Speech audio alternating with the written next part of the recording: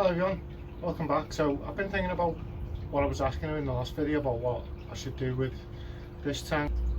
I've been thinking about doing a beginner series, and I don't know, like, I'm getting different ideas, different things I want to do, and come on, let me show you.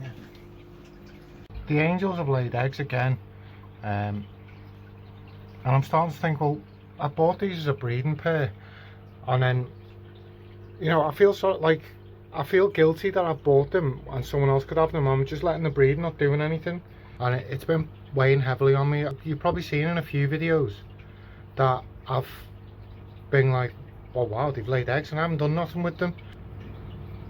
So I need to do something. I bought them as a breeding pair and I wanted to breed them, and they're trying the best and I'm not helping them at the moment, so I need to do something, don't I?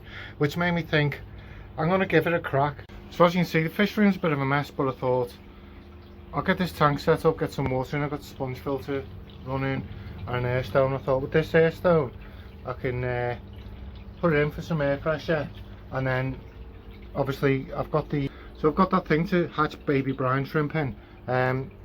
Tank's looking great, I think. I've been doing water changes with rainwater on it. Yeah, so with this tank I was thinking of doing, obviously I've talked about doing it Dutch style. I've decided, you know, to put that idea on hold, I think, because I want to breed these, and then I've got the black rams, I want to breed them. The front toes are doing great. I kept meaning to get round to doing a water change, and I was thinking set the siphon up and do all this, that and the other, and because it's down low, like, in my head it was like, oh, it's going to be such a headache. So I thought, you know what, just do what I do. And I've got this thing where I call it a bucket's water change. So I've got a bucket here, and then this. Also do is, because I've been feeling guilty that I haven't water changed it, I've just been taking a bucket of water out, or 2 buckets of water out every day. So doing a 10% water change every day.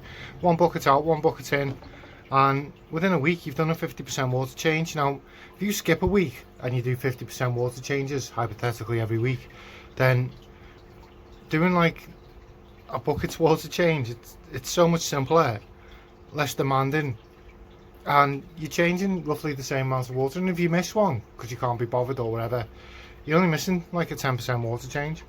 Whereas if you missed a 50% water change, that has a bit more of an impact on the tank.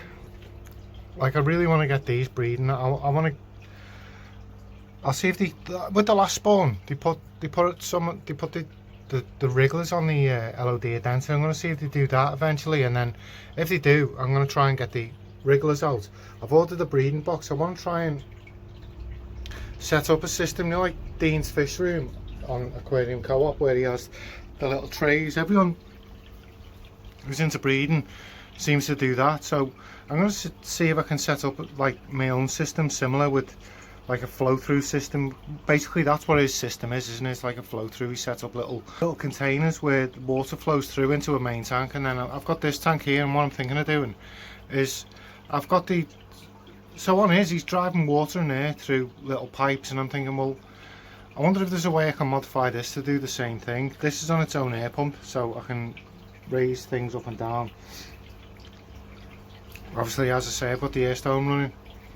What I've done is I bought a breeding box, and I waited for the angels to move the wrigglers to some LOD addenser, and then I removed a piece of LOD addenser with the wigglers on, and I put it in here.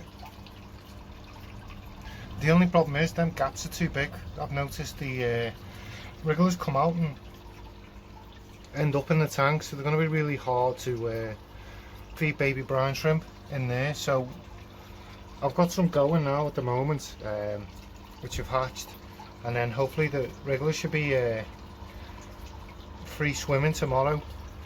So that's where I'm up to with them for now. I'll keep you updated and see how we get on. I can see, obviously with that box, the gaps are too big for the wrigglers, so no wonder Dean from Dean's Fish Room uses the small things. What I'm thinking of doing is maybe getting a tank made so it's, I don't know whether you've heard of gastronome sizes in catering, but then if I order the gastronome size, like they call them gastro trays in chefing, I could just order like small trays and cut little holes in them with a Dremel or something and put a bit of sponge in and drip water in. That's just something that's going through my mind at the moment. But anyway guys, that's it for this week.